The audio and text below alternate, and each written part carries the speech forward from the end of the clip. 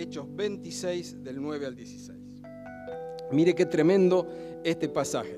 La conversión de Saulo de Tarso, que conocemos como el apóstol Pablo, se relata en el libro de los Hechos 3 veces, ¿sí? 3 veces se relata el mismo episodio y algunos episodios, digamos, algunos relatos complementan con algunos detalles que no dicen los otros dos, ¿no? Pero tomamos este del capítulo 26 porque hay algunos puntos en particular que vamos a tomar nota y que vamos a prestar atención, ¿no? Fíjese, acá había un hombre religioso, un hombre que practicaba el judaísmo desde la secta de los fariseos, que eran, si se quiere, los que más cerca estaban de lo que era la ley de Moisés, la Torá, la ley de Dios. Él mismo declara, con humildad de corazón, pero con sinceridad, de que era celoso en la ley de Dios, que él era fariseo en todos los sentidos, que él realmente cumplía con la ley, dice en sus cartas, y que él realmente quería una vida celosa de Dios, guardadora de las verdades de Dios, ¿no? Sin embargo, este hombre religioso, judío practicante, doctor de la ley, sabio, entendido, él perseguía nada más ni nada menos que a la iglesia de Cristo, ¿sí? Acá estamos en el tiempo donde la iglesia daba recién sus primeros pasos. La iglesia acababa de nacer hacía relativamente muy poco. Y este hombre, que pertenecía a la religión judía, a la religión institucionalizada, perseguía brutal y cruelmente a los primeros cristianos, a los primeros hijos de Dios. Esto es fuerte, ¿no? Lo leemos fácil, pero usted imagínese, ¿no?, que nosotros somos hermanos y muchos nos conocemos desde hace muchos años. Algunos nos conocemos los unos a los otros desde hace muchas décadas, ¿no? Con algunos tenemos más cercanía, con otros tal vez no tanto, pero imagínese que si se desencadenara una persecución contra el pueblo de Dios, que el Señor no lo permita, para eso oramos por las autoridades puestas, pero si en algún momento hubiera una persecución, imagínese cómo nos sentiríamos ver que tal hermano fue atrapado, que tal hermano fue encarcelado, que tal hermano sufre el martirio por causa de la verdad del Evangelio. Era una cosa seria esto. Lo que hacía Saulo de Tarso era una actitud realmente homicida, ¿no? Y el Señor mismo los acusaba a los fariseos, de, entre otras cosas, de ser homicidas, si buscamos en los evangelios, ¿no? Ahora, fíjese que acá este hombre creía estar haciendo la voluntad de Dios, ¿sí? Él, en su propio pensamiento, en su propia estructura de ver las cosas, creía estar realmente prestando un servicio al Dios vivo, al Dios de Israel. Él creía realmente estar haciendo el bien. Y alguien podrá decir, ¿cómo puede ser que pensaba que estaba haciendo el bien si la palabra de Dios, la Torá misma dice, no matarás? Pero él consentía en la muerte de personas que invocaban el nombre del Señor, ¿no? Entonces, fíjese, ¿no? Vamos a empezar a desglosar un poquito esto, ¿no? Lo que puede llegar a ser la religión en la vida del ser humano, ¿no? La religión, pero la religión entre comillas, ¿sí? Cuando acá estamos hablando de religión, hablamos de un culto que es hecho por el hombre, es la religión institucionalizada por las instituciones humanas, ¿sí? Israel era el pueblo de Dios, el judaísmo era la verdadera religión del antiguo pacto dada por Dios. Pero tenemos evidencia en la palabra de que ellos se habían estructurado de tal manera, ellos cumplían con las festividades, con las fechas, con los rituales, pero el Señor mismo en el Antiguo Testamento una y otra vez les señala que no lo estaban haciendo con el corazón correcto, con el espíritu correcto. Ellos cumplían la letra de la ley, pero no el espíritu de la ley, que era el amor, la misericordia y el guardar justicia. Amén, hermanos. Entonces vemos que en el tiempo de Jesús y de los apóstoles, el panorama espiritual dentro del judaísmo era este, ¿sí? Y este doctor de la ley, este hombre que se creía muy consagrado al Señor, tenía una actitud homicida y pensaba que hacía la voluntad de Dios. El mismo Señor Jesucristo, en el Evangelio de San Juan, capítulo 16 dice, ¿no? Proféticamente habla el Señor acá, anticipándose a lo que ocurriría después y que se cumple en este pasaje, que se cumple en la vida de Saulo de Tarso. El Señor Jesús llega a decir, cualquiera que os mate pensará que rinde servicio a Dios. Mire qué tremendo, ¿no? Acá vemos una palabra profética de Cristo, que evidentemente los apóstoles del Señor y los primeros discípulos conocían esa palabra y sabían a qué atenerse, sabían que esto el Señor ya lo había anticipado a modo de profecía, ¿no? Entonces vemos que la religión institucionalizada puede sacar a veces hasta lo peor del ser humano, cuando en realidad la verdadera religión, ¿sí? Si vamos un poquito al origen etimológico de la palabra, religión significa religar, que es rejuntar, reconciliar de alguna manera. La verdadera religión, la religión auténtica y válida, es el Evangelio de nuestro Señor Jesucristo. ¿Cuántos dicen amén a esto? No le estoy diciendo a la iglesia evangélica, no le estoy diciendo venga acá Olivos, ¿no? Porque somos nosotros. No. El Evangelio de Jesucristo, que es el camino que Dios trazó desde arriba hacia abajo para que todo aquel que en Él cree sea salvo. Amén, hermano. Entonces mire qué hermoso, ¿no? El Evangelio de Cristo es el camino real, la verdadera religión que nos reconcilia con el Señor, con el Padre Santo, con nuestro Padre amado. Amén. Entonces, fíjese que acá se le aparece el Señor, ¿no? El Señor se le cruza en el camino cuando Pablo venía con todas las intenciones, acá era Saulo de Tarso, venía con todas las intenciones, con cartas de recomendación para ir a atrapar cristianos a la ciudad de Damasco, ¿sí? Entonces, se le aparece el Señor en el camino, ¿sí? Acá vemos una verdad espiritual también que tenemos que tener en cuenta. Dios siempre es el que toma la iniciativa. Dice la palabra del Señor que nosotros le amamos a Él porque Él nos amó primero. Amén. Usted no está acá en la casa de Dios por casualidad, porque el colectivo lo dejaba más o menos bien o porque un amigo. Bueno, Dios usa todo, ¿no? Dios usa circunstancias, usa personas, usa todo para que usted venga al conocimiento de Dios. Pero el que le sale al encuentro a cada uno de nosotros es el Señor Jesucristo, porque Él nos ha amado primero, por eso nosotros le podemos amar a Él. Fíjese, ¿no? Yo a veces pienso tantas cosas de mi propia vida, ¿no? Cosas que tal vez uno solo sabe en la intimidad, ¿no? Y digo, Señor, cuánta misericordia, cuánta paciencia, cuánta bondad para conmigo de que no me desechaste, que no me pasaste por alto, sino que te dignaste a poner tus ojos sobre mí y me llamaste a tus caminos santos para empezar una obra en mí y empezar a transformarme hasta el día en que vaya a tu presencia. Y esto es algo hermoso, porque tomamos conciencia de la calidad de barro que tenemos nosotros. ¿Cuántos son de barro acá? Amén. Somos de barro. Y a veces Dios nos muestra nuestra barritud, si se me permite el término. Amén. ¿Para qué? Para que tomemos conciencia de cuál es la misericordia de Dios, ¿no? Cuál es nuestra verdadera condición y cuál es la santidad, el poder, la eternidad de nuestro Dios. Amén. Entonces acá el Señor le salió al camino, ¿sí? Se le cruzó en el camino a Pablo. Pablo venía con ganas de destruir más cristianos, de perseguir a la iglesia en Damasco, y el Señor en su infinita misericordia, en su soberanía, porque Él está por encima de todo razonamiento humano que nosotros podamos tener, se le manifiesta a este hombre. Digo esto último porque tal vez nosotros pensamos, no, el Señor se tendría que manifestar tal vez a otros judíos que eran más buenos, ¿no? Que no andaban persiguiendo a la iglesia.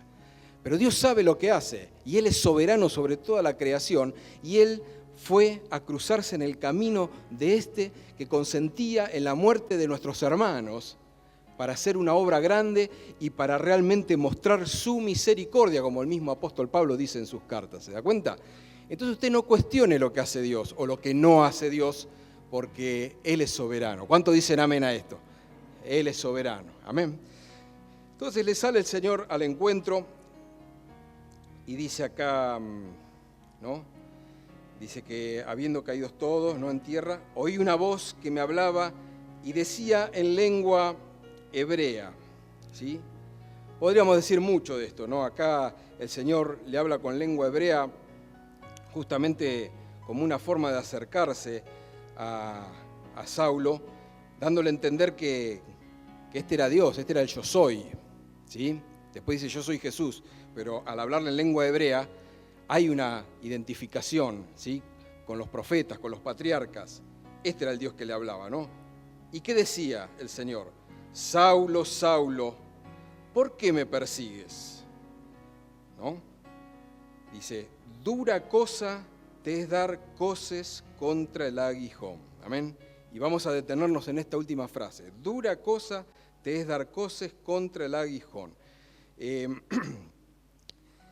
Antiguamente, cuando se araba el campo, se utilizaban por lo general bueyes. Y el labrador, para ir guiando a los animales y el arado, los iba empujando, los iba pinchando, ¿no? Con una especie de vara larga, como si fuera una especie de lanza, para que los bueyes se muevan hacia un lado, hacia el otro, para que caminen si se quedaban quietos, ¿no? Y acá está diciendo, Saulo, Saulo, Pablo, te es una cosa dura, ¿sí? O sea, estás sufriendo, te estás haciendo daño. Hay cierta traducción que dice, dando cabezazos contra la vara, dando cabezazos contra el aguijón, ¿no? Esta acá la figura es como que es un buey que se empecina en ir en una dirección, el labrador le está punzando en sentido contrario y se empecina en dar coscorrones contra esa punta y otra vez y se empieza a lastimar la cabeza y no desiste de su intento por más que el labrador le esté dando, ¿no? con esta vara, con este aguijón, y se empieza a lastimar, ¿no? Acá vemos que el apóstol Pablo, hombre enérgico, hombre de acción, estaba completamente convencido de lo que estaba haciendo. Él creía estar haciendo la voluntad de Dios al perseguir y matar a esta nueva secta herética que tenía el descaro de a un hombre llamarle Dios. Esto para un judío era una enormidad, era tremendo, ¿no? Entonces, evidentemente, según lo que dice acá esta frase, dura cosa te es dar coces contra el aguijón, evidentemente el Señor sabía, obviamente que lo sabe todo el Señor, tenía una lucha interior el apóstol Pablo. Él estaba luchando interiormente en su corazón desde hacía tiempo, por eso insistía en hacer esto una y otra vez. Y el Señor acá le dice, ¿por qué insistes? ¿No? ¿Por qué estás sufriendo? Porque dura cosa, dice. O sea, te estás haciendo daño, estás haciendo un camino cuesta arriba, estás cada vez peor, se te está haciendo cada vez más difícil porque estás empecinado en hacer esto que estás haciendo. Amén, hermanos. Acá no hay ningún Pablo, ningún Saulo de Tarso que salga a matar cristianos o que haya salido a matar cristianos. Pero yo estoy seguro que en este salón debemos saber unos cuantos que tal vez en algún momento de nuestra vida o tal vez en este momento estén dando coces contra el aguijón, estén dando cabezazos, estén insistiendo con algo cuando el Señor tal vez está queriendo otra cosa para ese buey. Discúlpeme, nadie se ofenda, ¿no? Somos ovejas, somos ovejas, no bueyes. Entonces, tenemos que preguntarnos nosotros mismos, Señor, ¿acaso me estoy dando cabezazos contra algo? A lo mejor hace años y años que insisto en una determinada dirección, en un determinado pensamiento, en una determinada forma de ver la vida, de ver las cosas. Y el Señor te está diciendo, no te hagas más daño, no pegues más cabezazos, no te lastimes más, porque no es por ahí. ¿Sí? Entonces tenemos que entender que cada uno de nosotros venimos con una educación, ¿no? Nos hemos formado en un hogar, en un ambiente determinado, nos han pasado cosas, cada uno de nosotros tiene su historia personal y cada uno tiene sus capacidades, sus debilidades, sus falencias, ¿no? Sus puntos fuertes, sus puntos flacos. Cada uno es particular, ninguno es igual a otro, somos todos distintos y todos tenemos nuestro propio sesgo, ¿no?, para ver las cosas. Alguien pregunta, ¿existe la verdad o existe la realidad? Sí, existe una verdad, una realidad, solamente que usted la ve de una manera, yo de otra manera y aquella hermana de otra manera. ¿Por qué? Porque todos estamos condicionados por la forma en que fuimos desarrollando nuestra vida hasta el momento. ¿Comprende esto, hermano? Entonces, todo lo vemos de una forma particular. ¿Por qué? Porque somos distintos y porque lo percibimos de una manera diferente. Entonces, muchas veces puede ocurrir que en nuestra vida hemos heredado, ¿no?, de nuestros padres, de nuestros abuelos, o hemos tomado de la experiencia de nuestro caminar en este mundo ciertos paradigmas de pensamiento, cierta manera de ver las cosas, cierta manera de sentir las cosas, ¿no? Entonces, es muy difícil cambiar eso. Es muy difícil cambiar eso porque nosotros pensamos que es así y que tiene que ser así y siempre funcionamos entre comillas, así, ¿no? Funcionamos más o menos, ¿no?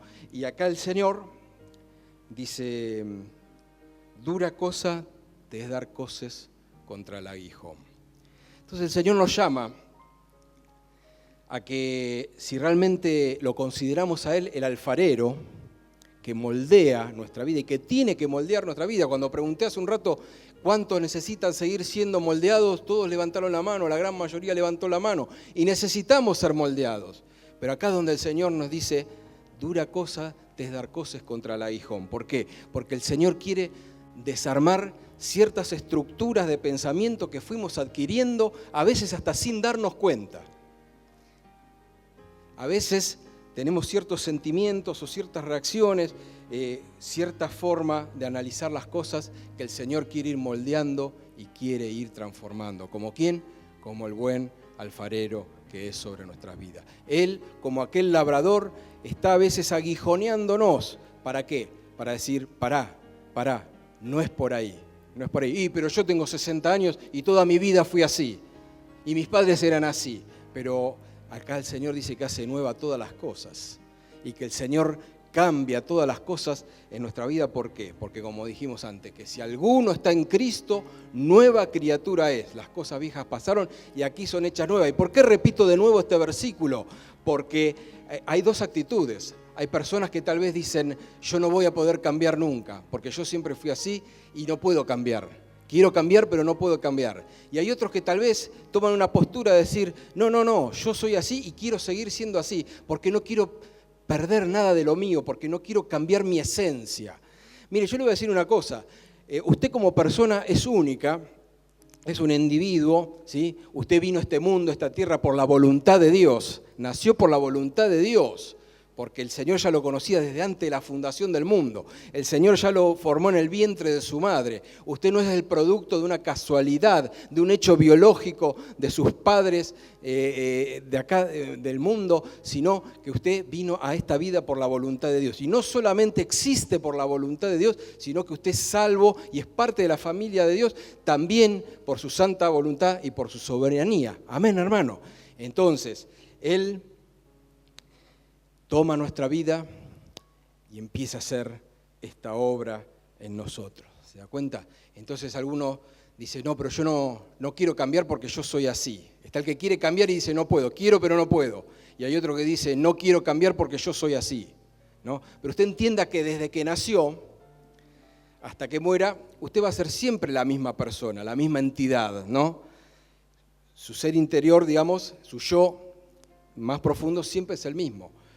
Porque fíjese que el apóstol Pablo, dijimos que era un hombre enérgico, era un hombre de acción, era un hombre que se movía por convicciones profundas. Sin embargo, después de su experiencia con el Señor, su encuentro con Cristo, entra en todo un proceso, Saulo de Tarso transformándose en el apóstol Pablo, y este hombre se transforma en un santo, se transforma en el predicador más grande de su tiempo, en un evangelista, en un misionero, en un hombre de Dios, que escribe gran parte de lo que hoy tenemos como el Nuevo Testamento, ¿no? Un verdadero varón de Dios. Lo transformó completamente. Sin embargo, su carácter, su ser íntimo, su yo, era el mismo. ¿Por qué? Porque todos esos bríos, toda esa energía, todo eso que él tenía, después sirvió en las manos de Dios. ¿Para qué? Para hacer todas las cosas que hizo, y él también dice, yo trabajé mucho más que todos los demás apóstoles. Entonces él no dejó de ser el mismo, él siguió siendo el mismo, pero ahora transformado por el poder del alfarero. ¿Se da cuenta, hermano? Entonces algunos tienen miedo de perder su propia identidad, ¿no? Su propio ser. Esto no funciona así, pero vemos que el Señor transforma las vidas. Si usted quiere que Dios le cambie, hermano, dígale, Señor, heme aquí. Yo quiero cambiar. Oh buen alfarero, transfórmame, moldéame, ¿no? Y el Señor va a ir haciendo la obra. ¿Por qué? Porque nosotros no nos podemos transformar a nosotros mismos. Así como el hombre no se puede salvar a sí mismo, que necesita de Cristo, necesita del Evangelio, tampoco podemos transformarnos nosotros mismos, porque el que nos transforma es el poder del Espíritu Santo obrando en cada uno de nuestros corazones. ¿Usted lo cree esto, hermano? Porque si no, pretender cambiarnos a nosotros mismos es como si yo tomara la punta de mis zapatos y empezara a tirar para arriba a ver si me elevo de sobre el nivel del suelo. No, voy a hacer fuerza y no lo voy a lograr nunca. Entonces, cuando el cristiano realmente se rinde de todo corazón a la presencia de Dios, el Señor puede empezar a obrar, empieza a transformar nuestra vida. Es un proceso lento, hermano. Es un proceso lento, subrayamos la palabra lento. Y ahora vas a ver por qué. Usted cuando acepta a Cristo por la fe de todo corazón, es posicionalmente declarado justo y santo. Usted, si esta misma noche parte de este mundo, va a la presencia del Señor porque está reconciliado con el Padre por medio de Cristo. Amén, hermano. Pero la transformación que Dios empieza a obrar en nosotros es lenta para nuestros criterios, ¿no? Dios sabe cómo hace las cosas. El Señor empieza a trabajar. Por eso nadie se tiene que impacientar de sí mismo, de decir, yo soy siempre el mismo, yo no voy a cambiar nunca. No, el Señor está haciendo una obra en cada uno de nosotros. El Señor está haciendo una obra en cada corazón. Y aunque parece que Dios no hace nada, hay tiempos que parece que Dios está en silencio, hay tiempos que parece que Dios no mueve su mano, sin embargo, tal vez en ese momento es cuando Dios más está obrando, Dios más está transformando nuestra vida y nuestro corazón. ¿Se da cuenta? No ocurre nada en nuestra vida que se le escape a Dios, hermano. ¿Se da cuenta? Entonces, ¿usted quiere cambiar? ¿Quiere realmente ser transformado por Dios? Ponga su vida en las manos de Dios y Él va a continuar la obra que un día ya empezó en usted. ¿Se da cuenta? Y alguno tal vez dice, no, pero yo no quiero cambiar, ¿no? Yo no quiero cambiar. Bueno, va a seguir dando coces contra el aguijón y va a seguir pegando cabezazos contra la lanza y Dios no va a desistir hasta que termine la obra en usted. Entonces yo le recomiendo en el amor de Cristo que ahorre tiempo, ¿no? Que se ahorre cabezazos y que cambie de actitud. ¿Por qué? Porque a Dios nadie le tuerce el brazo, hermano. A Dios nadie le tuerce el brazo. Mire, vemos en la Escritura el ejemplo de Job. Job era un varón recto, era justo delante de la presencia del Señor. Sin embargo, el Señor permitió cosas muy graves en su vida, pruebas muy difíciles en su vida, ¿no? Entonces vinieron los amigos, ¿no? Estos sabios del Oriente, vinieron y discutían, te pasó esto por que hiciste esto, te pasó esto por lo otro, ¿no? Todo el libro es una gran discusión entre los amigos y Job, hasta que se aparece Dios, ¿no? En un torbellino y dice, ¿quién es este, ¿no? Que oscurece el consejo con palabras sin sabiduría, ¿no? Y los puso en vereda a todos los amigos, ¿no? Que se creían muy sabios, porque todos hablaban como que si supieran, no sabían nada, ¿no? Y después lo agarró a Job, ¿no? Y también. Y Job dijo, de oídas te había oído, mas ahora mis ojos te ven, ¿no? Entonces, nosotros tenemos que rendirnos ante la presencia del Señor. ¿Se da cuenta por qué? Porque Dios cumplió sus propósitos en Job y Job no entendía nada de lo que estaba haciendo el Señor, pero Dios estaba haciendo su obra, porque en su soberanía así le pareció bien hacerlo, ¿no? Entonces después Job entendió con el tiempo entendió, pero en el momento que estaba pasando por la prueba, por la dificultad, era como que se le había puesto todo oscuro, se le hizo la noche, no, andaba en valle de sombra de muerte, como dice el salmista. Entonces, ¿habrá alguno que está pasando por valle de sombra de muerte? ¿Habrá alguno que está angustiado en esta mañana? ¿Habrá alguno que no entiende lo que está pasando en su vida, en su familia, alrededor suyo? Confíe en el Señor, hermano. Confíe en el Señor porque su vida está en las manos del alfarero y Él en su sabiduría infinita va a seguir cumpliendo sus propósitos y no va a parar hasta que termine su obra. ¿No? Dice el apóstol Pablo justamente a los filipenses, dice, estando persuadido de esto, que el que comenzó en vosotros la buena obra, la perfeccionará hasta el día de Jesucristo. ¿Lo cree esto, hermano? Amén. El que comenzó en usted la obra, ¿no? La va a completar, la va a perfeccionar. Tenemos un coro, ¿no? que dice eso. Aquel que la buena obra empezó será fiel en completarla. Entonces, si nos ponemos totalmente blanditos en las manos del Señor, Él hace la obra en nosotros. Nos va a parecer lento, a veces parece hasta que retrocedemos, pero la obra de Dios no cesa nunca, porque Él se propuso algo en nuestra vida y hasta que no lo termine no va a parar. Amén. Y si alguno se está resistiendo, va a empezar a dar cabezazos y le va a ser duro, va a ser dura cosa, va a haber sufrimiento, va a haber angustia, va a haber confusión y el Señor no quiere eso para ninguno de nosotros. Amén, hermano. Entonces fíjese qué maravilloso, ¿no? ¿Y qué le contesta, no? Dice el 15, yo entonces dije, ¿quién eres, Señor? Y el Señor dijo, yo soy Jesús a quien tú persigues. Acá está el nombre de Jesús. No hay otro nombre bajo el cielo en el que podamos ser salvos, dice la palabra del Señor. ¿O no dice así su Biblia? El nombre de Jesús. Entonces ahí, imagínese cómo se habrá sentido Pablo, ¿no? Que él tenía tan clara la ley, los profetas. Él que estaba convencido de estar persiguiendo una secta perniciosa, que estaba apartando a los verdaderos judíos de la fe que había enseñado Moisés, ¿no? De repente se cae todo el andamiaje. Toda su estructura teológica, toda su estructura de pensamiento se derrumba en un instante. Y a veces Dios puede hacer eso con nosotros también. Podemos tener muchos años de camino y creemos que las cosas son de una manera. Y las vemos siempre de una manera, condicionados por nuestra manera de entender las cosas. Y el Señor se especializa ¿en qué? En destruir estructuras humanas. Amén, hermanos. No, pero así está bueno. No, así siempre me funcionó. O yo creo que tiene que ser así, porque yo soy evangélico pentecostal y nosotros hacemos las cosas así, ¿no? Yo soy bautista, hacemos las cosas así, ¿no? Mire, Dios va más allá de toda estructura humana. Si Él quiere sanar un ciego escupiendo en el barro y poniendo barro en los ojos, aunque sea indecoroso, lo va a hacer igual, porque a Él le place hacer así, ¿no? Si a otro lo sopla, es porque Dios quiso así. Y si otro toca el borde del manto, se sana porque Dios quiere que sea así. Entonces Él es soberano, ¿sí? Él es el amo, nosotros somos sus súbditos y lo consideramos Rey de Reyes y Señor de Señores sobre nuestra vida. Alabamos tu nombre en esta mañana, Padre. Gloria, poderoso Dios. Ahí no termina la historia, ¿no? Ahí no termina la historia. Dice el 16, pero levántate y ponte sobre tus pies. Mire qué tremendo, ¿no? ¿Hay alguien que está postrado?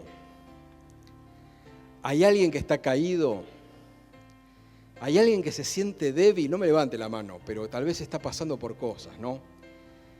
Y el Señor está tratando con su vida. No es casualidad lo que está pasando en cada una de nuestras vidas.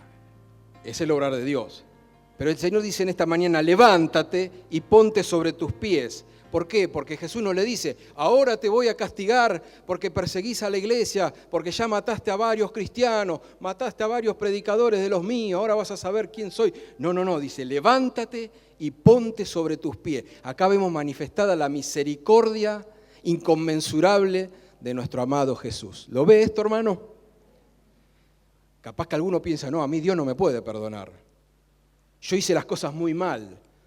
Yo erré muchas veces. Yo cuando estaba en el mundo hay cosas que no las sabe nadie. Otros tal vez dicen, no, yo incluso hice cosas muy malas aún conociendo la Escritura. Le fallé al Señor muchas veces aún después de haber conocido el Evangelio. El Señor dice, levántate y ponte sobre tus pies. ¿Por qué? Porque Dios es un Dios de amor y de misericordia. El barro se había estropeado en las manos del alfarero, el barro tipificaba la nación de Israel, era el pueblo de Dios, pero es aquí que le quiere dar una forma nueva, Jeremías 18. Amén, hermanos. Dice, porque para esto he aparecido a ti, para ponerte por ministro y testigo de las cosas que has visto y de aquellas en que me apareceré a ti. O sea que no solamente el Señor restaura su vida, no solamente el Señor lo salva, lo perdona, restaura su corazón, lo pone en pie, lo levanta en el sentido espiritual, no solamente físico, sino que el Señor le da un ministerio y lo transforma en un tremendo siervo de Dios. Por eso usted jamás prejuzgue decir, no, este no, el otro no, o yo no, porque el Señor hace lo que quiere con él, con quien Él quiere. ¿Se da cuenta? Fíjese, el menos indicado, el menos probable para que resulte en gran misionero, en gran predicador de su tiempo y en uno de los principales autores del Nuevo Testamento, el candidato menos probable era Saulo de Tarso. Sin embargo, Dios lo transformó en eso, en misionero, en apóstol, en escritor inspirado de las Sagradas Escrituras. ¿El Señor podrá hacer la obra en usted, hermano? Entonces levántate y ponte sobre tus pies. El Señor le dio ministerio y va a ser testigo de estas cosas que ya había visto en esta aparición gloriosa y de aquellas en que me apareceré a ti. O sea que el Señor le revelaría mucho más cosas que serían para la gloria del Señor. ¿Se da cuenta, hermano? Entonces, fíjese lo que es la obra de nuestro Dios, hermano. Lo que es la obra de Cristo en aquel que se rinde a sus pies. No afloje, hermano, no afloje. El camino es angosto, ¿sí? Y a veces damos coces contra el aguijón. No nos damos cuenta, pero damos coces contra el aguijón. Hasta que el Señor nos despabila, nos muestra y dejamos de luchar contra Dios y empezamos a luchar con Dios, o sea, al lado de Dios, a favor de Dios. Porque luchar contra Dios tiene el fracaso garantizado. Nadie que luche contra Dios sale ganando. ¿Se da cuenta? Hermanos, en esta mañana el Señor quiere librar. No importa si tiene 30 años en el Evangelio, 40 años en el Evangelio. No importa si es la primera vez que viene a una iglesia evangélica. El Señor en esta mañana quiere librar su alma. Hay angustia, hay temor, hay algo que lo está preocupando, hay una depresión, hay algo que siente que le está haciendo mal. Dios hoy quiere librar su alma. Por otro lado, el Señor te dice, no des más cabezazos, no luches más contra mi propósito. El Señor te dice, pedime y yo te voy a mostrar cómo son las cosas y cómo tenés que hacer de ahora en más. Entonces, así como Pablo fue transformado de un homicida, de un perseguidor, a un ministro de Dios y a un testigo del poder de Dios, y así como Jacob era un suplantador, era un embustero, fue transformado en un gran patriarca y en un hombre con el corazón libre, sin angustias, sin ataduras, sin temores. ¿Usted quiere esto para su vida, hermano? Vamos a estar de pie.